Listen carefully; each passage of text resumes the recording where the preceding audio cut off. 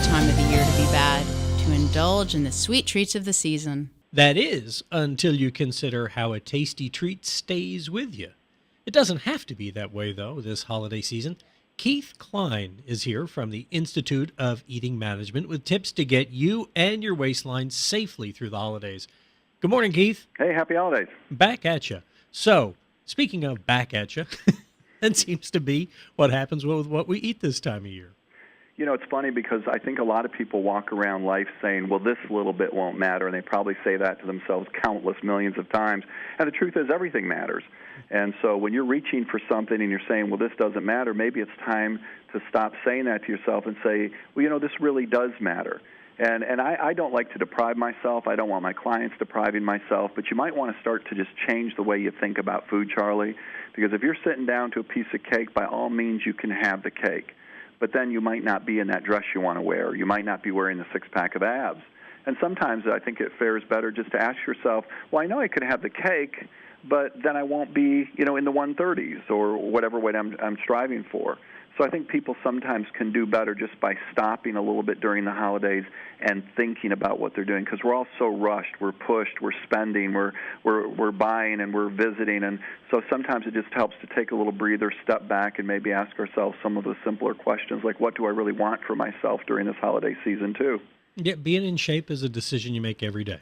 Yeah, I think it's important. It's important to understand that regardless of what you own in life financially, you know, the big home, all the stuff that we buy, there is nothing that you own of greater value than your health. And if you lose it, you would certainly spend every dime you've ever made to get it back. So I think it's one of those investments that we should be doing all year round, not just because there's some New Year's resolution coming up. Right, and that's really the worst way to go with the resolution because they're not going to last. But what about taking a taste? I mean, you know, okay, I can't have the creme brulee because I know what it's going to do.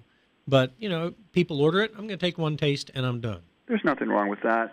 You know, the thing about eating, it's not that you can't have those things that you love, but if you're in a place with your weight that you really don't want to be, it's not that you can't have the hamburger, the fries, or the creme brulee. It's that you just can't keep doing it as often as you used to, which created the problem to begin with. So that's why I want people to, you know, take a moment to stop and say, look, if it's red meat I love to eat, certainly you can have it. You just can't have it as often as you were when you created the problem.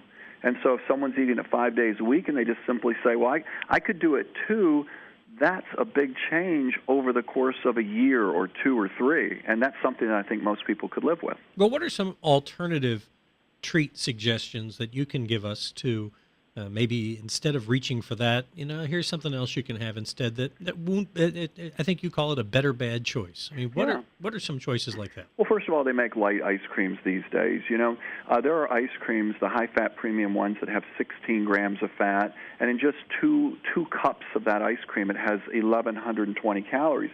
Well, if you just substituted that with a light version of an ice cream, which only has 2 grams of fat in a serving, you've now gone from 1,120 calories to 400 calories in 2 cups, and I really don't think anybody's going to notice the difference.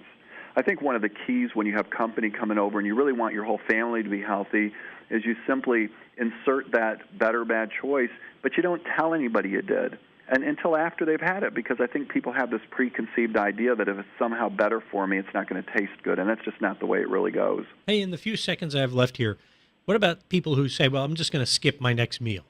Well, I think that's a bad plan because then you have no control over your hunger. And one of the problems that most people experience, once you get hungry, there's no such thing as control over food.